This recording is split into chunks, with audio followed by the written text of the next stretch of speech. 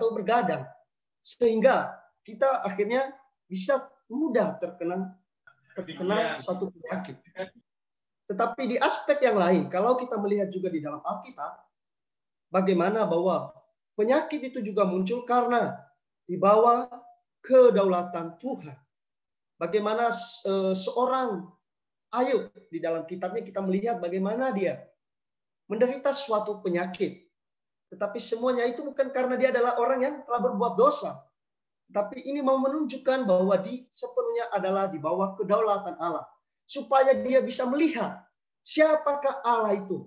Sehingga di pasal Ayub yang terakhir kita melihat dia berkata bahwa bukan dari orang saja aku mengenal Allah. Tetapi sekarang aku melihat. Untuk itu kita mengucap syukur hari ini di aspek yang lain. Selain daripada dosa. Juga karena penyakit muncul adalah karena kita melawan hukum tubuh jasmani. Yang ketiga adalah karena untuk menunjukkan kedaulatan Allah dan supaya kita juga bisa menikmati anugerah Allah. Seperti Paulus ketika memiliki suatu duri di dalam dagingnya, ketika dia berdoa kepada Tuhan, memohon Tuhan mengangkat itu, tapi apa yang Tuhan katakan? Cukuplah anugerahku bagimu. Hari ini kita perlu sadar bahwa ketika penyakit itu menimpa kita, kita harus baik-baik pertama-tama harus tahu dari mana sumber penyakit itu. Jikalau itu berhubungan dengan dosa, kesalahan kita, baik-baiklah kita bersekutu dengan Tuhan, mohon terang Tuhan, menyoroti kita, dan kita baik-baik mohon pengampunannya, kita bereskan di hadapan kita. Saudara-saudari, karena kalau kita melihat bahwa hari ini pekerjaan Tuhan terhadap penyakit, dia sanggup memikul segala kelemahan kita. Sanggup menanggung segala penyakit kita. Bahkan dia sanggup mengampuni segala kesalahan kita, menyembuhkan penyakit kita. Karena kalau kita baca di dalam Matius pasal 8 ayat 17 dikatakan dialah yang sanggup memikul kelemahan kita dan menanggung penyakit kita. Puji Tuhan, hari ini Kristus kita, Tuhan kita yang kita percayai, yang kita miliki hari ini, dia sanggup memikul kelemahan kita, mau sanggup menanggung penyakit kita. Untuk itu kita tidak usah memikirkan bagaimana penyakit kita, bagaimana kelemahan kita. Kita hanya perlu datang kepada Dia yang adalah Kristus, yang adalah Tuhan, yang sanggup memikul kelemahan saya dan Anda. Untuk itu saudara-saudari, teman-teman yang terkasih di dalam Tuhan. Poinnya di sini adalah ketika kita menjadi orang yang terserang satu penyakit, menimpa atau dalam keadaan sakit, pertama-tama kita harus sadar sikap kita bahwa kita harus sadar dari mana sumber penyakit itu. Ketika kita sudah tahu dari mana sumber penyakit itu, bisa dari yang pertama tadi berkaitan dengan dosa dan kesalahan kita, kemudian kita bereskan di hadapan Tuhan. Kemudian kalau misalnya itu di aspek yang lain berkaitan dengan kita melawan hukum tubuh jasmani, maka kita perlu juga menjadi orang yang tidak sembarangan di dalam penghidupan kita. Untuk itu saudara-saudari hari ini, bagaimana sikap kita sebagai orang beriman terhadap penyakit ini? Maka pertama-tama tadi dikatakan bahwa kita harus terlebih dahulu menemukan penyebab dari penyakit tersebut. Dan yang kedua adalah kita harus membereskan masalah itu di hadapan Allah. Untuk itu, selain kita membereskan di hadapan Allah, maka ketika kita belajar menengadah kepada Dia yang sang penyembuh, karena hanya Tuhanlah yang sanggup menyembuhkan segala penyakit kita. Karena Dia adalah dokter di atas segala dokter. Dialah tabib yang sejati. Dialah gembala yang agung yang mampu menuntun kita. Dia yang sanggup menggembalakan jiwa kita. Sehingga di dalam keadaan kita apapun, kita belajar baik-baik, mengarahkan pandangan kita kepada Tuhan. Saudara-saudari, kemudian akan dilanjutkan nanti oleh saudara kita berikutnya di aspek yang lain. Bagaimana sikap kita sebagai kaum beriman terhadap menyikapi yang namanya penyakit atau sakit ini. Tetapi poin saya adalah ketika menjadi orang yang ada di dalam situasi ini atau melihat orang lain dalam situasi ini, kita pertama membawa dia apa yang menjadi sumber daripada penyakit ini, daripada sumber sehingga membawa kita bisa mengalami suatu kematian. Poinnya kita harus tahu dulu sumbernya. Setelah kita tahu sumbernya, yang tepat atau penyelesaian yang tepat di dalam menyelesaikan permasalahan kita berkaitan dengan penyakit ini. Sehingga ketika kita sudah jelas sumbernya dari mana, asal muasalnya kita terserang penyakit itu, maka penanganannya juga bisa tepat, bisa cepat, dan bisa efisien dan efektif. Tuhan Yesus memberkati kita. Saya sampai di sini akan dilanjutkan oleh saudara berikutnya. Amin.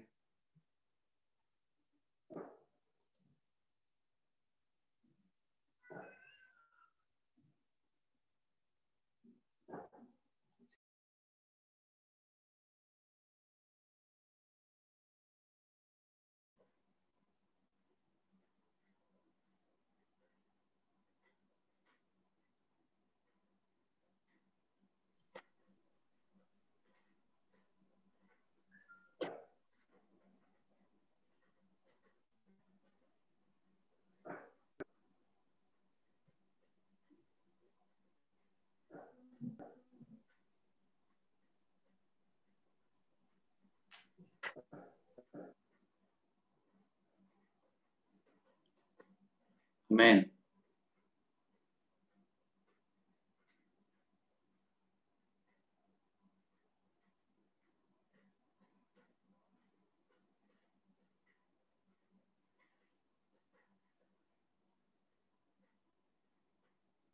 Sudah tampil share screen-nya? Ya, sudah. Oke. Baik, kita telah diperlihatkan tadi mengenai bagaimana atau dari mana sumber penyakit dan sumber kematian. Malam ini ada 4 topik besar yang kita bahas melalui ini di dalam fakta Alkitab. Yang pertama tadi telah dijelaskan bahwa bagaimana hubungan dosa dengan penyakit dan bagaimana pekerjaan Tuhan di dalam penyakit. Nah, yang sekarang adalah kita masuk kepada penerapannya. Setelah kita melihat yang tadi, bagaimana sikap orang beriman terhadap penyakit. Yang pertama adalah harus terlebih dulu menemukan penyebabnya. Saya berikan 5 poin untuk menemukan penyebabnya, yaitu pertama, apakah kita mengingkari Tuhan? Yang kedua adalah apakah kita berdosa? Dan yang ketiga adalah apakah kita merugikan orang lain? Yang keempat adalah apakah kita melanggar hukum alam? Dan yang kelima adalah apakah kita mengabaikan perkara tertentu secara khusus? Oke. Yang kedua, di 1 Yohanes 1 ayat 9 mengatakan bahwa jika kita mengaku dosa kita, maka Ia setia dan adil, sehingga Ia akan mengampuni segala dosa kita dan menyucikan kita dari segala kejahatan. Inilah sikap kita yang kedua, yaitu membereskan masalah di hadapan Allah.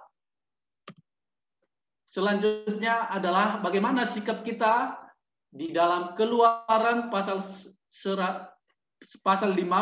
ayat 26. Di sini dikatakan bahwa aku Tuhanlah yang menyembuhkan engkau. Jadi sikap kita yang ketiga adalah kita perlu menengadah kepada Allah Sang Penyembuh. Sikap yang keempat adalah kita berdoa. Matius 6 ayat 13 menasihati kita bahwa dan mengingatkan kita bahwa janganlah membawa kami ke dalam pencobaan, tetapi lepaskanlah kami daripada yang jahat. Ini adalah salah satu doa yang diajarkan kepada kita. Yang kelima, sikap kita yang kelima adalah yaitu kita perlu berhikmat. Artinya kita tidak boleh sembarangan atau kendor terhadap mempraktekkan pola hidup yang sehat. Maksudnya apa? Yaitu di dalam hal ini juga adalah kita harus berjaga-jaga. Artinya kita tidak menjadi orang yang kendor. Sikap kita yang keenam adalah yaitu kita perlu mempelajari suatu pelajaran rohani. Di dalam sikap kita yang keenam ini, artinya kita tidak hanya sekedar mencari penyebab penyakit tadi, tetapi di dalam Roma 8 ayat 28 mengatakan, kita tahu sekarang bahwa Allah turut bekerja dalam segala sesuatu untuk mendatangkan kebaikan bagi mereka yang mengasihi Dia, yaitu bagi mereka yang terpanggil sesuai dengan rencana Allah.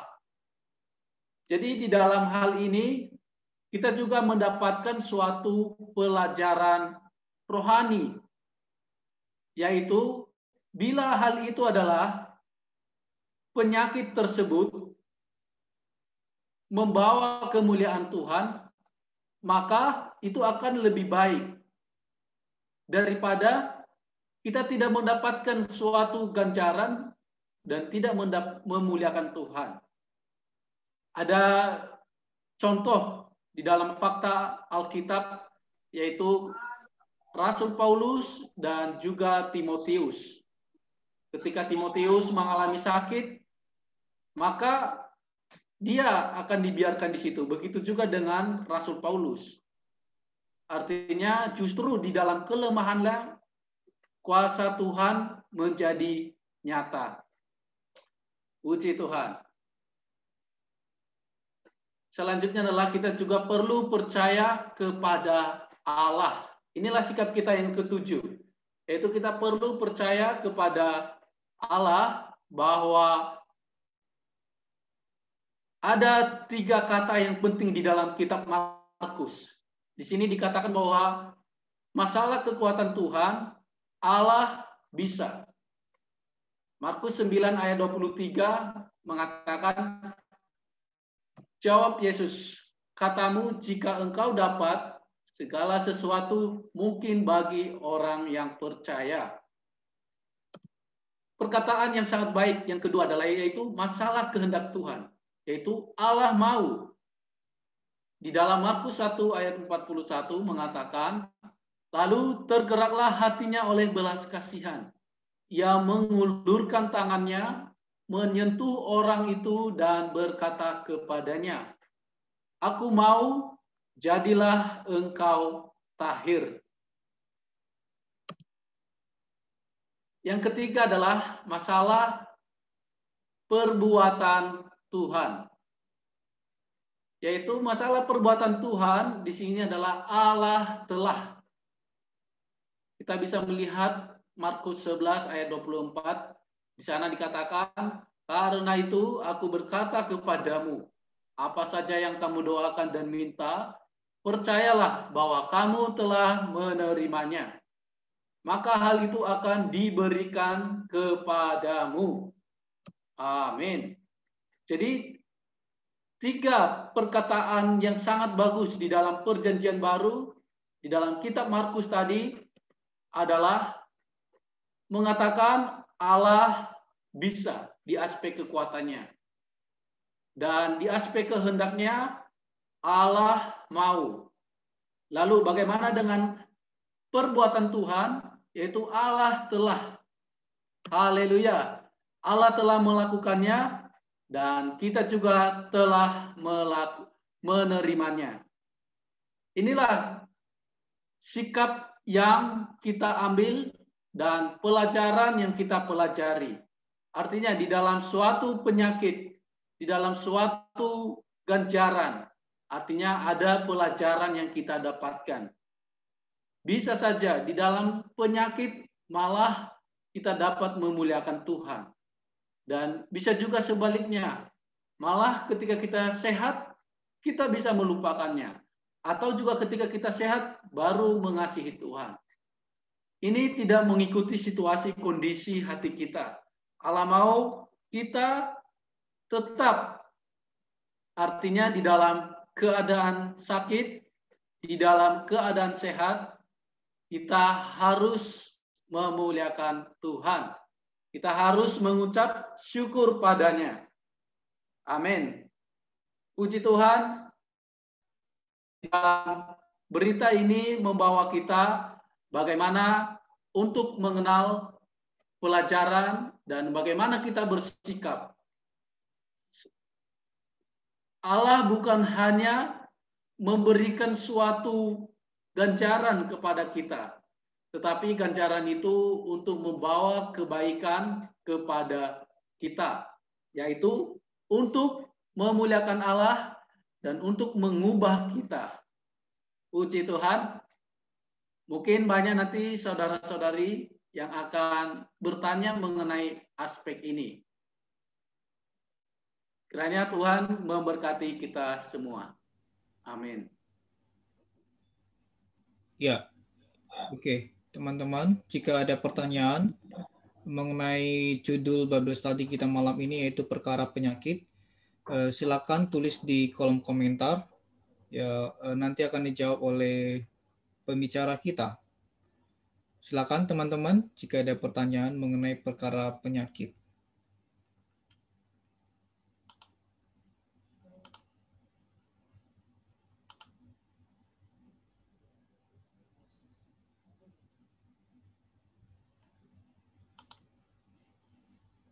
Ya, silakan teman-teman jika ada pertanyaan.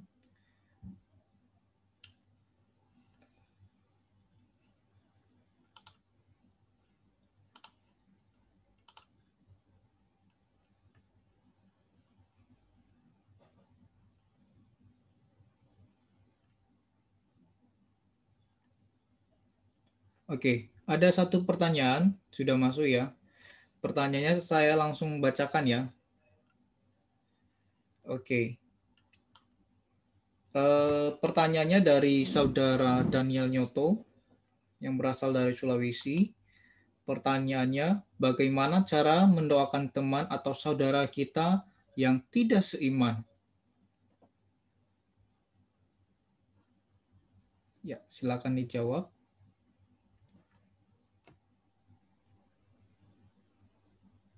Amin. Untuk mendoakan saudara kita yang tidak seiman. Pertama-tama, kita terlebih dahulu menjadi orang yang bersatu dengan Tuhan.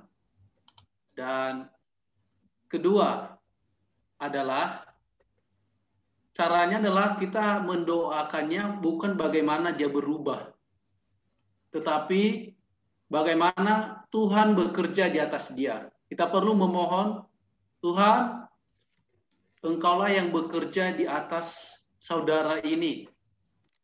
Artinya kita sendiri kita tidak bisa mengubah seseorang, tetapi kita perlu berdoa kepada Tuhan supaya Tuhanlah yang bekerja di dalamnya. Inilah sikap kita untuk berdoa bagi teman kita yang belum percaya. Terima kasih. Baik. Ada tambahan dari Markus? Asalman sepertinya mau tambah dulu. Oh, boleh. Kak Asalman. Pertanyaannya begini, saya bacakan sekali lagi. Bagaimana cara mendoakan teman atau saudara kita yang tidak seiman?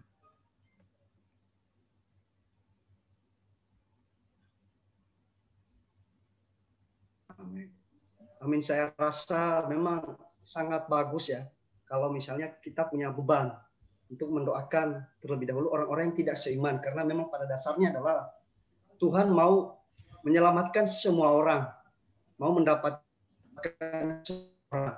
Aspek ini kalau kita mau mendoakan teman-teman kita yang tidak seiman, pertama kita harus apa yang menjadi motivasi kita di hadapan Tuhan, mengapa kita harus berdoa terhadap dia.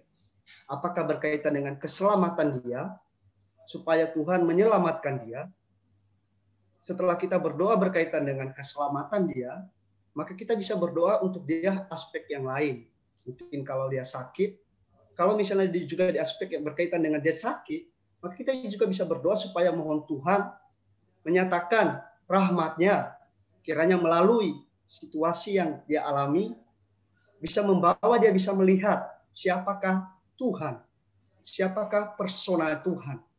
Sehingga melalui peristiwa itu Tuhan bisa mendapatkan kemuliaan melalui situasi yang ia alami. Tidak terlepas dari melalui pengutaraan kita. Amin. Sedemikian kurang mungkin. Ya, saya tambahkan sedikit saja, saudara-saudara.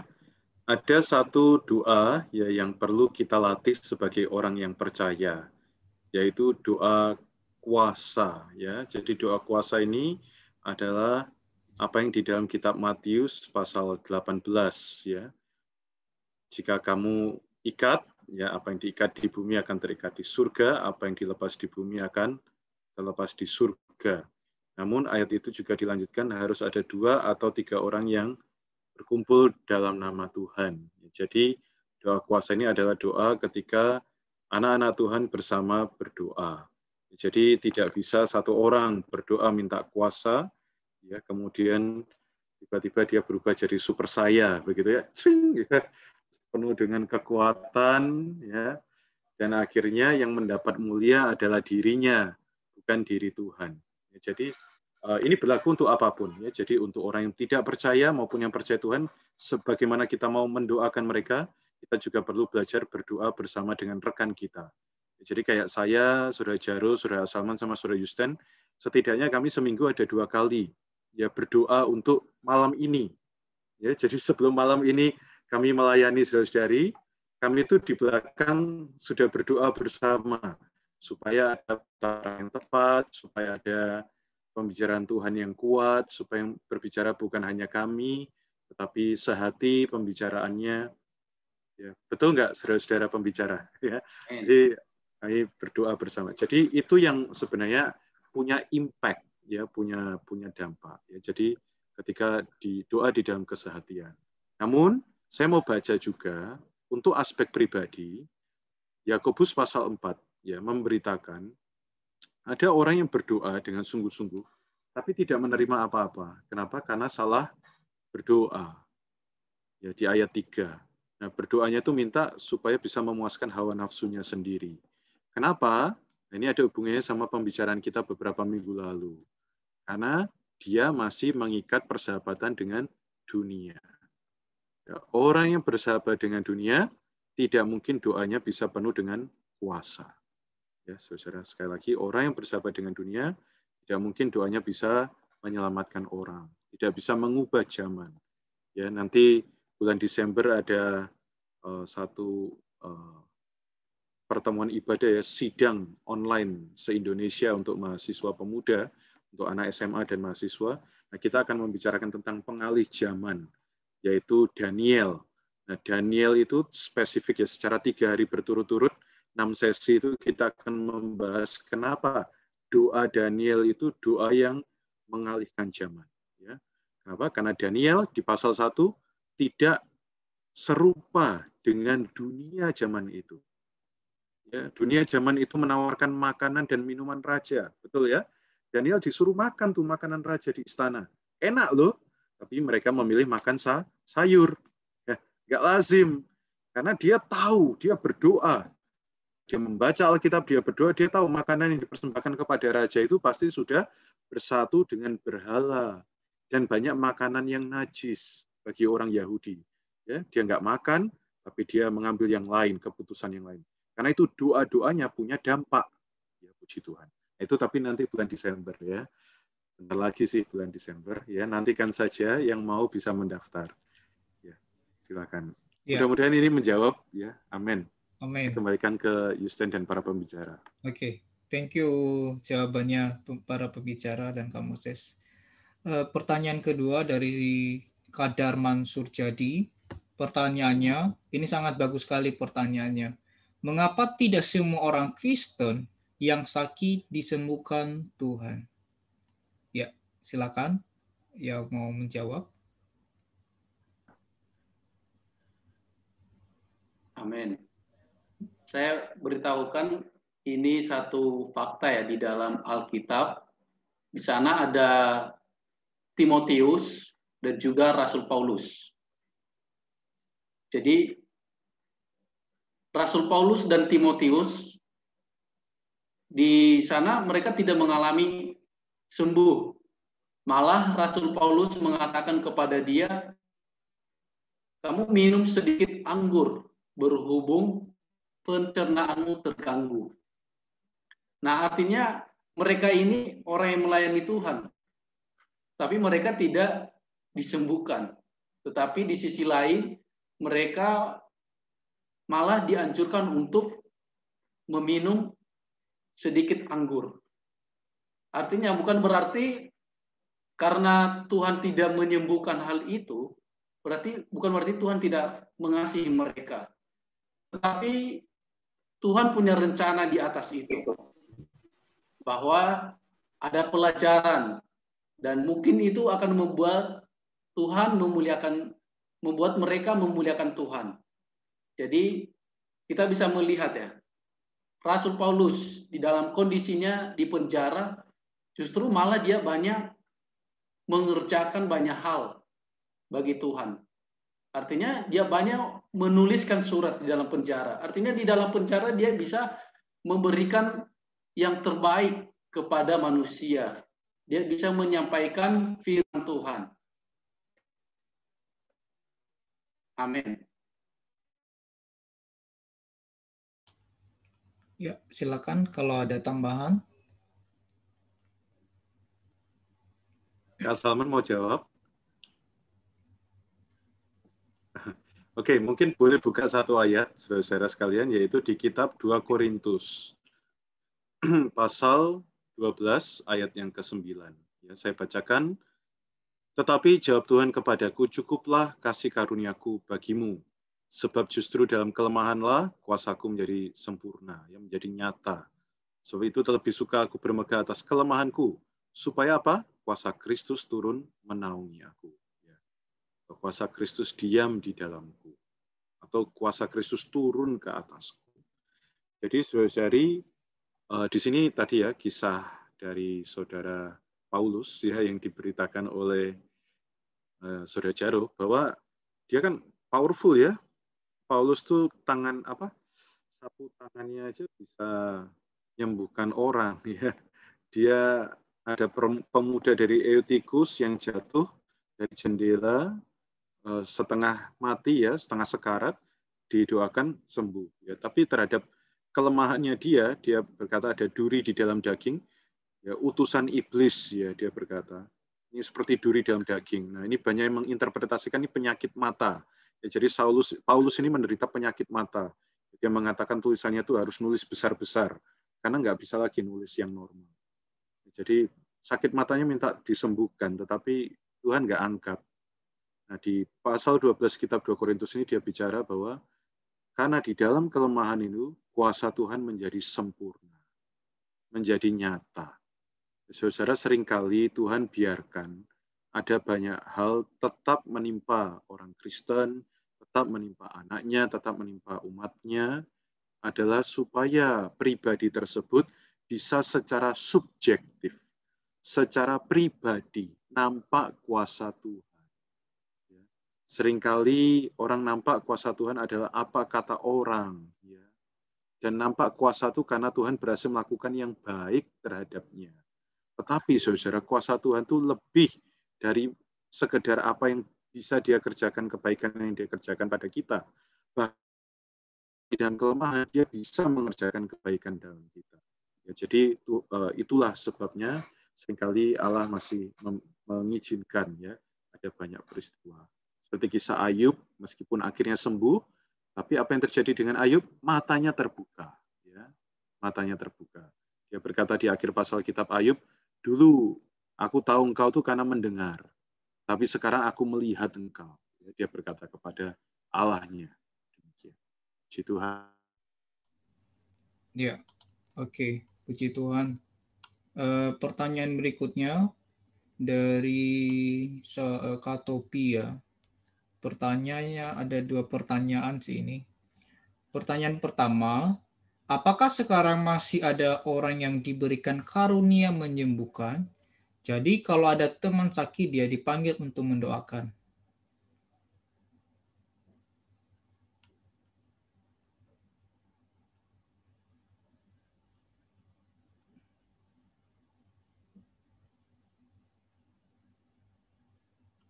Iya, Siapa mau jawab? bisa dari kamu. Ya, ada, masih ada. Tapi kalau kita punya sikap untuk membawa orang yang sakit kepada orang, ya berarti kita sedang memberhalakan orang tersebut. Terus dari di dalam Anda dan saya ada kuasa yang sama, ya. Di dalam Anda dan saya ada hayat yang sama. Nah, di dalam hayat yang sama ini, yaitu Zoe, Z-O-E, ya hayatnya Allah, itu punya kuasanya Allah. Ya. Jadi baik pada Anda, para pemuda atau para remaja, maupun saya yang sudah angkatan kerja ya, usianya 30-an, jadi ketahuan usia saya ya. Jadi kita ini sama-sama punya kuasa yang sama, ya. Karena di dalam kita ada hayat yang sama. Saudara, saya pernah bersaksi ya, akhir-akhir ini saya cukup tergelitik melihat ada banyak orang mengatasnamakan dirinya punya karunia penyembuhan, sehingga banyak kolom komentar di videonya tuh banyak sekali permintaan orang minta didoakan. Ya boleh-boleh saja, saudara. Tapi yang berbahaya adalah ketika kita lebih percaya kepada kuasa orang itu daripada kuasa Allah di dalam orang itu. Nah, kalau memang Anda percaya pada kuasa Allah di dalam orang itu, seharusnya Anda percaya pada Allah di dalam Anda. Ya. Jadi Anda bisa berdoa meminta Tuhan menyembuhkan. Ya tentu kalau Anda punya saudara tadi ya, 2-3 orang berkumpul, nah itu ada kuasa yang besar. Ya seperti kata kitab pengkhotbah ya, kalau satu orang itu mudah dikalahkan, tetapi kalau 2-3 orang dengan apa dia bisa dialahkan ya. Jadi 2-3 orang itu kuasanya besar sekali. Ya, kemudian kalau satu orang mengalahkan 1000, 2 orang bisa mengalahkan berapa di Alkitab? 10.000 ya. Jadi dampak dari doa 2-3 orang itu 10 kali lipat. Ya. Jadi jangan minta orang lain doakan Anda, berdoalah bersama mereka ya. Nah, itu dampaknya besar. Demikian. Iya. Oke. Karena waktu kita langsung masuk ke pertanyaan kedua. Masih saudara Topi ini. Oke, nanti kita jawab ya. Kita ini pertanyaannya, ketika terjadi kematian orang yang kita sangat kasihi, apakah boleh berdoa dengan iman orang itu hidup kembali? Ataukah mustahil untuk orang mati bisa hidup lagi di zaman ini? Silakan.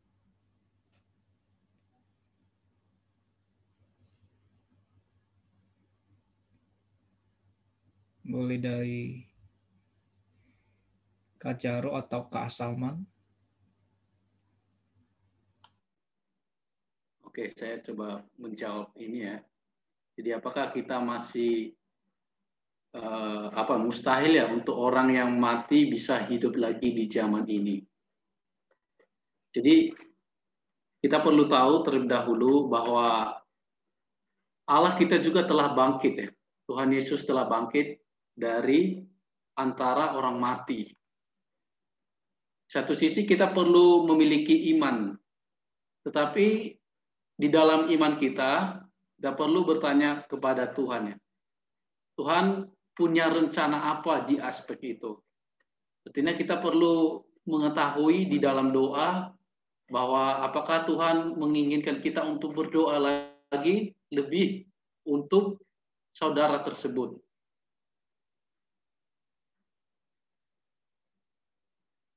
Ya, itu. Ya, saya tambahkan ya.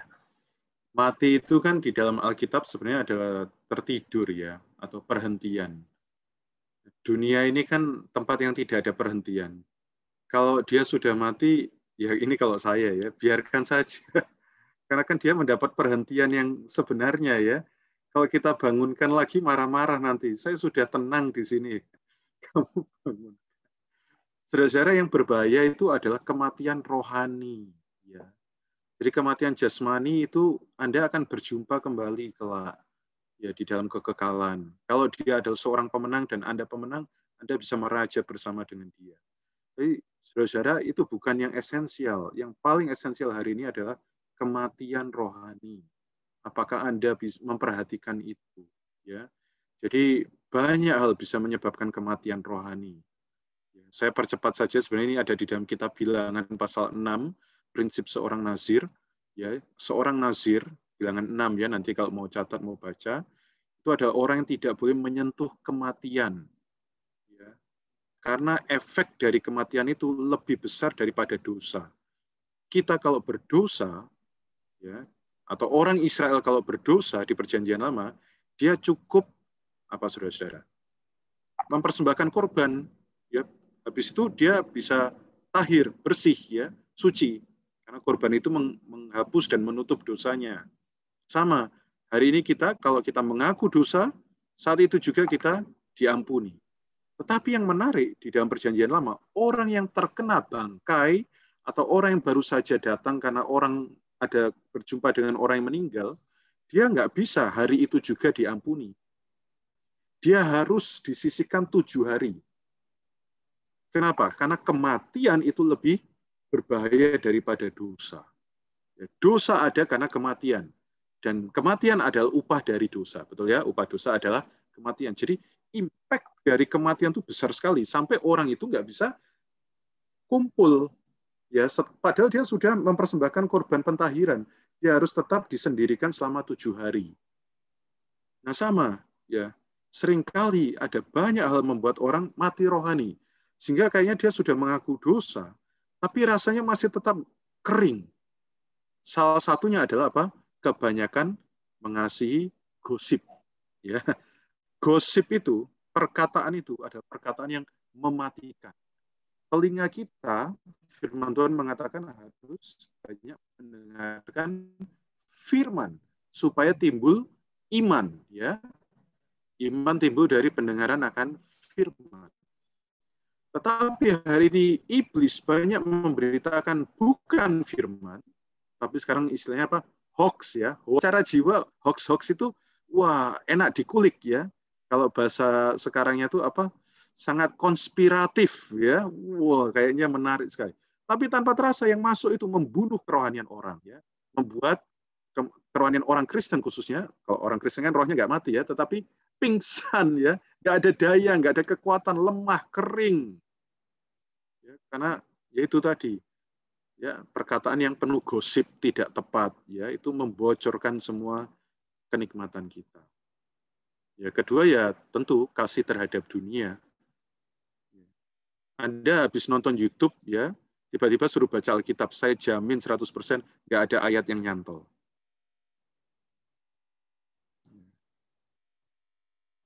Ya, YouTube-nya ini ya, yang dunia maksud saya. Kecuali Anda di YouTube nonton khotbah, ya, nonton firman, ya beda cerita. Jadi katakan Anda habis nonton film, ya, Anda habis dengarkan musik, ya, Anda sambil pelayanan, ya. Saya rasa nggak ada yang bisa menyuplai Anda, menyegarkan Anda. Ini based on pengalaman, ya, dan juga latar belakang di dalam kitab Bilangan 6. Mungkin itu yang saya sampaikan. Mungkin Kak Salman bisa tambahkan kalau perlu.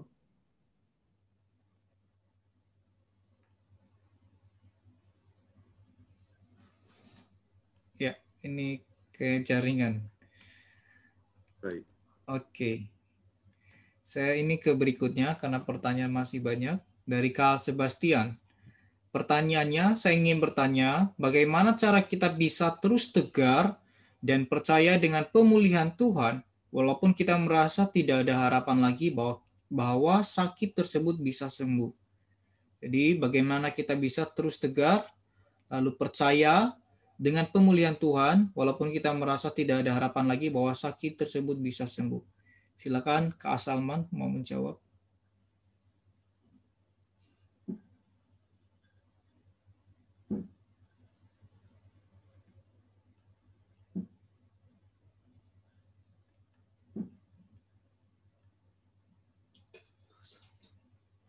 Masih ke mute mic-nya.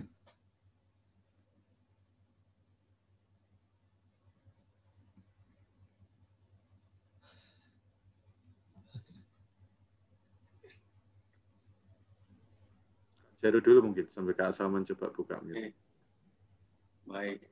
Bagaimana kita tetap percaya, ya? Tadi ada 3 perkataan yang menghibur kita, ya, yang sangat baik di dalam kitab Markus. Di sana tadi ada dikatakan bahwa Allah bisa, Allah mau, Allah telah. Jadi di aspek kekuatan Tuhan, Allah bisa. Artinya dia bisa melakukan. Dan di aspek masalah kehendak Tuhan, dia mau, yaitu dia mau menyembuhkan. Tetapi caranya terdahulu kita perlu pengampunan dahulu, baru meminta pengampunan. Jadi tidak terbalik ya, kita minta pengampunan terdahulu. Jadi pengampunan dahulu baru penyembuhan. Jadi di aspek ini kita perlu punya iman. Artinya kalau kita hari ini tidak sembuh, nanti juga di akhir kita akan menjadi sembuh. Jadi seperti yang dikatakan tadi ya, bahwa sakit atau kematian yang paling kita takutkan hari inilah sakit rohani, kematian rohani. Artinya kita hidup, tetapi kalau kita memiliki kematian rohani, sakit rohani, maka kita tidak bisa berguna banyak. Kita tidak bisa banyak berguna bagi pekerjaan Tuhan. Sekian dari saya. Apakah ada tambahan? Sudah cukup rasanya. Baik. Oke. Pertanyaan dari Kak Sofia Vera. Pertanyaannya, bagaimana cara untuk menguatkan iman kita agar senantiasa selalu mengasihi Tuhan dan selalu rindu dan haus akan firman Tuhan? Dan jika kita mengalami pencobaan yang begitu besar, bagaimana cara kita berdoa dan menguatkan iman kita agar senantiasa selalu berserah diri dan selalu mengandalkan Tuhan dalam segala masalah hidup dan pencobaan maupun mengalami suatu penyakit agar bisa sembuh.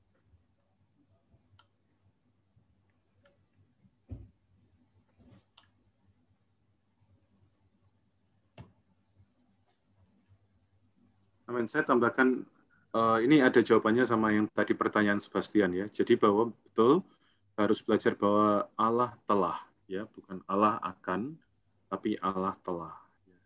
Yang kedua, Alkitab senantiasa berkata berdoalah dengan tidak putus-putusnya.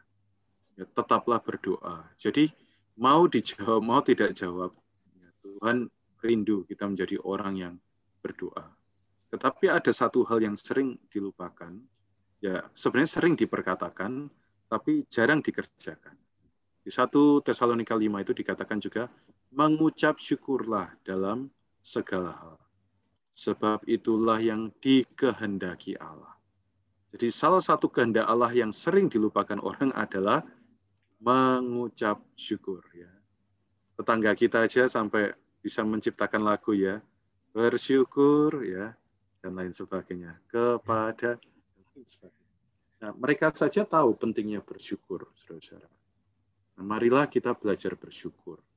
Ini bukan teori, ya, bukan teori, bukan doktrin, karena bersyukur itu pengalaman, ya. Jadi nggak bisa nih, saya ngomong suruh bersyukur, tapi saya sendiri akhirnya penuh keluh kesah, ya, nggak real, ya. Kalau saya nggak bisa, ya saya nggak bisa ngomong, saudara-saudara. Saya belajar juga. Jadi kita semua masuk ke dalam pengalaman yang sama, yaitu bersyukur. Bersyukur. Nah, bersyukur itu adalah kunci dari banyak perkara. Ya. Kenapa iblis memberontak? Tidak bersyukur. Kenapa Adam dan Hawa tertipu? Ya tentu ya harus ada aspek yang lain, yaitu mengenal firman Allah. Tapi banyak hal tidak bisa dikerjakan sesuai kehendak dan firman Allah karena lupa bersyukur. Artinya kalau orang dunia saja tahu pentingnya bersyukur, harusnya kita lebih lagi. Amin. Amin. Baik, masuk ke pertanyaan berikutnya dari Kania Kalista Virginia. Pertanyaannya, apakah orang yang belum percaya dan beriman kepada Tuhan bisa menerima mujizat dari Tuhan? Jadi orang yang belum percaya atau belum beriman kepada Tuhan, apakah orang itu bisa menerima mujizat dari Tuhan? Silakan dari Kak Jaro.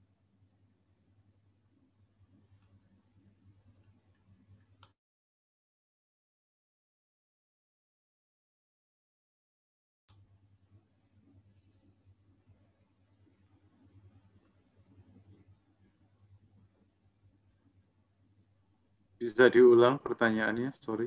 Ya, pertanyaannya dari Kak Nia Kalista, pertanyaannya, apakah orang yang belum percaya Tuhan bisa menerima mujizat dari Tuhan? Ya, harus tanya ke Tuhan kalau ini ya. Mujizat dari Tuhan. Bisa, mungkin ya, bisa jadi. Ya, saya nggak tahu ini, tapi memang banyak terjadi di dalam Alkitab. Ya, ada seorang, khususnya di Perjanjian Lama ya, ada seorang yang tidak mengenal Allah, ya Rahab ya namanya ya, kalau tidak salah, di kota Yeriko, betul ya. Dia nggak percaya Allah, nggak tahu siapa, tapi dia dapat mujizat. Para pengintai masuk ke rumahnya, ya karena dia menolong, akhirnya dia dan seisi keluarga diselamatkan di saat yang lainnya bisa dibantai ya oleh orang Israel. Jadi bisa jadi, ya bisa jadi.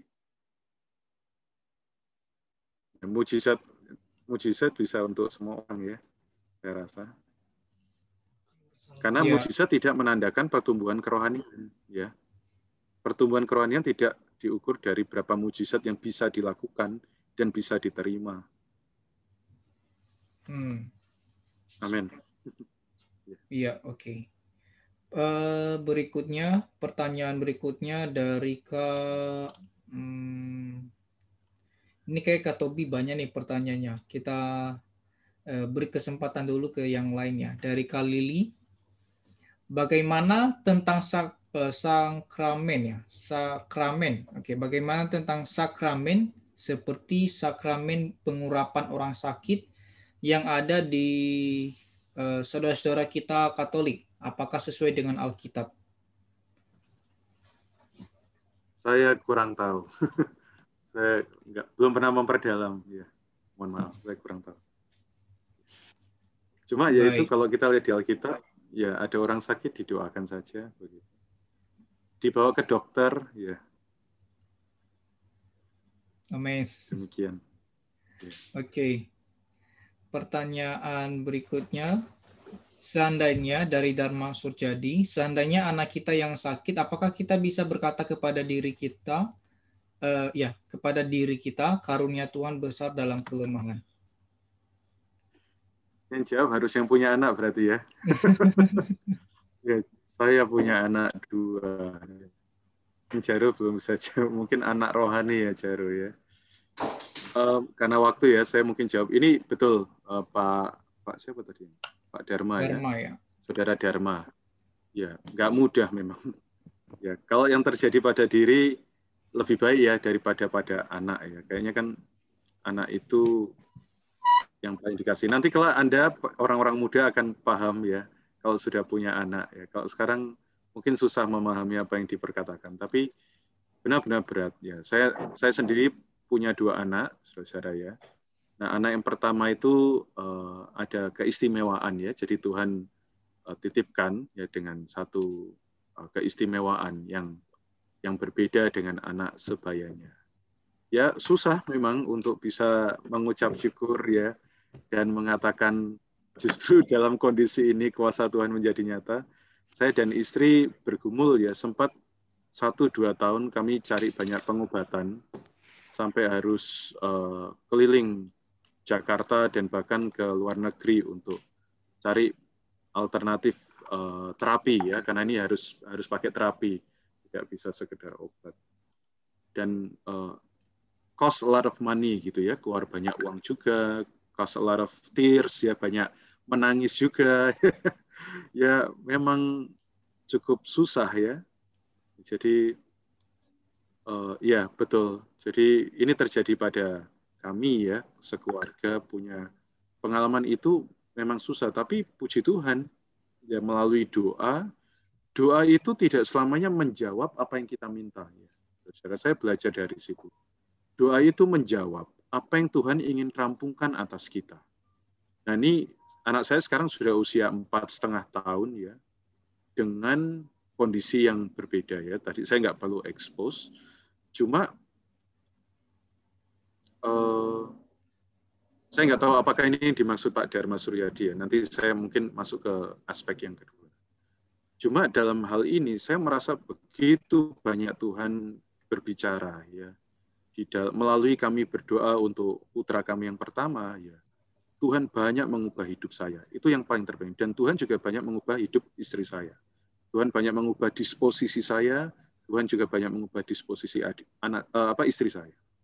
Jadi banyak hal di mana kuasa Tuhan terjadi bukan di aspek kesembuhan atau pemulihan yang total ya, tapi justru kesembuhan dan pemulihan pada apa adanya saya dan istri saya ya. Banyak hal Tuhan kerjakan dan banyak hal Tuhan genapkan. Mungkin kalau harus cerita kesaksian ini nggak cukup waktunya, dan saya rasa tidak tepat jika saya terlalu banyak mengekspos kehidupan saya.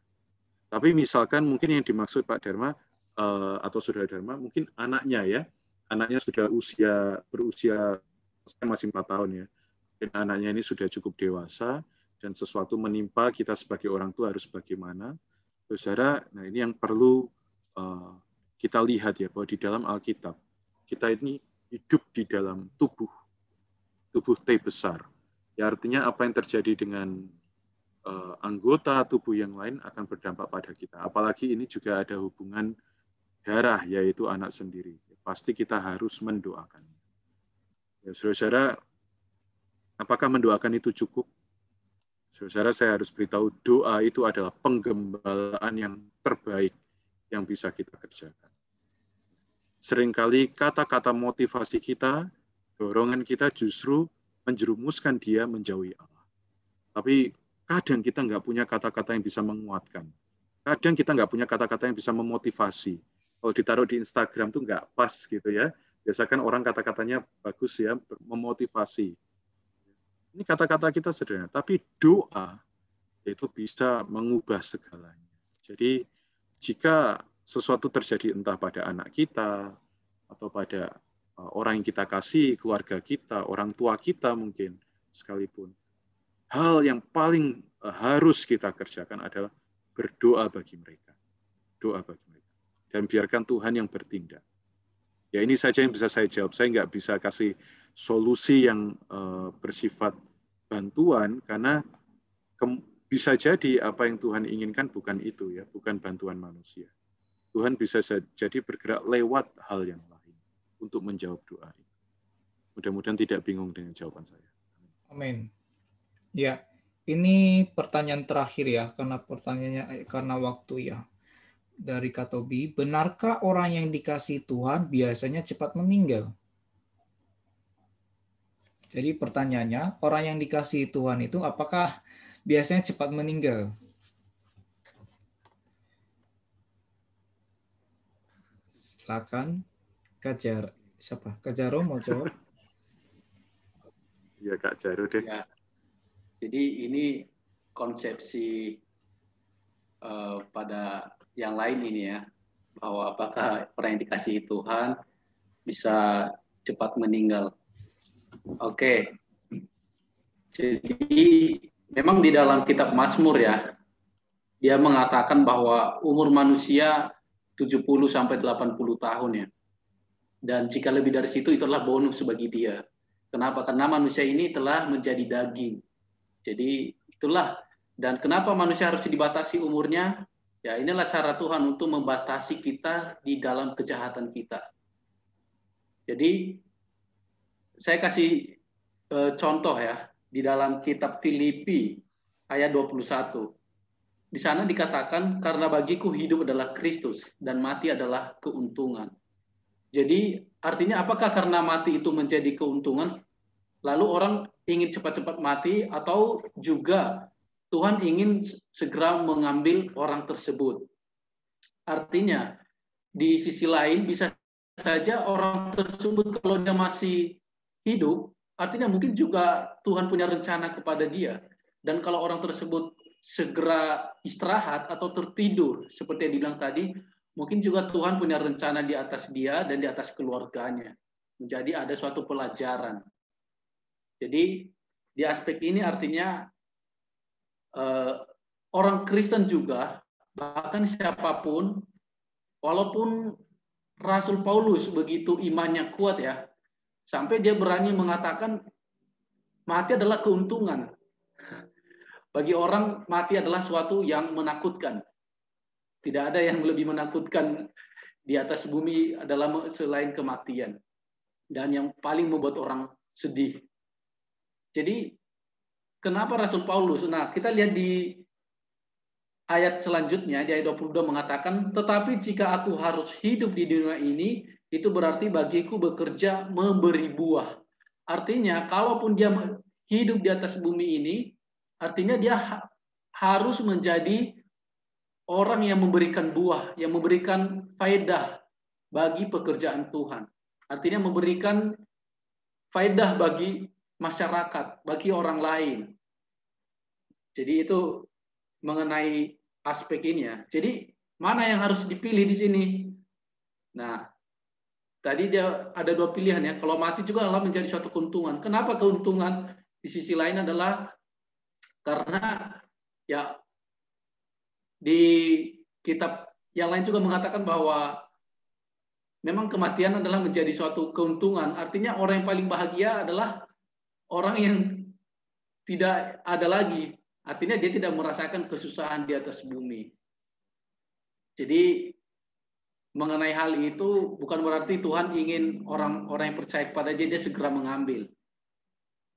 Tapi Tuhan mungkin punya rencana bagi orang yang percaya kepada dia, orang yang melayani dia, bisa saja juga diberikan umur yang panjang. Mungkin Tuhan punya rencana supaya bisa untuk memberikan buah.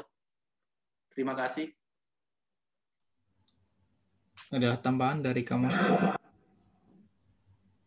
Tidak ada, ya. Jadi mau panjang pendek itu tidak ada hubungan dengan kasih ya, itu aja. Iya, oke. Ini ada satu pertanyaan lagi, ini terakhir. Setelah itu kita tutup dari ya. Jika ada teman agama lain meninggal, bagaimana kita mengucapkan ungkapan duka? Soalnya kita tahu dia tidak beriman pada Yesus sampai mati. Silakan, Kak Moses.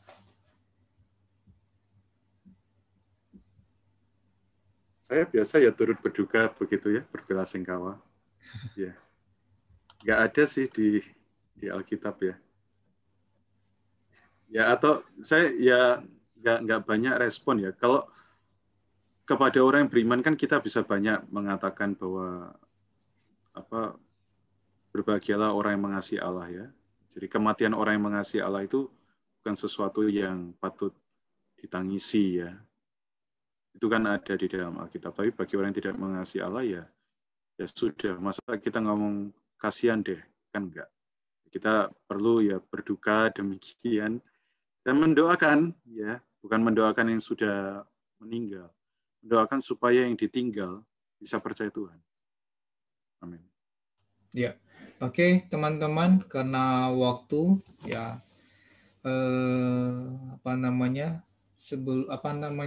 kiranya melalui Bible Study kali ini kita boleh nampak lebih jelas lagi mengenai perkara penyakit ya, sehingga penyakit yang menimpa kita tidak buru-buru ke dokter ya, untuk disembuhkan oleh dokter, untuk dikasih obat oleh dokter.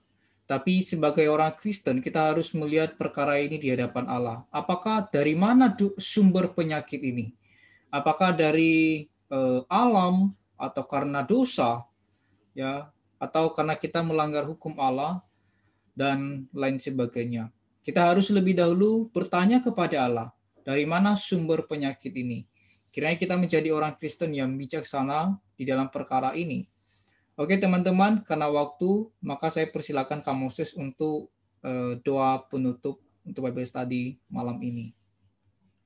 Mari kita berdoa. Tuhan Yesus, terima kasih Tuhan, Engkau adalah Sang Penyembuh itu.